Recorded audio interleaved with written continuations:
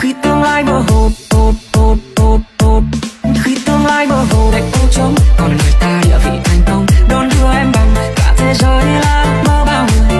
Chẳng chứng bước vào đời không em anh chơi với, đôi khi đây đôi khi lúc xưa toàn thiếu số.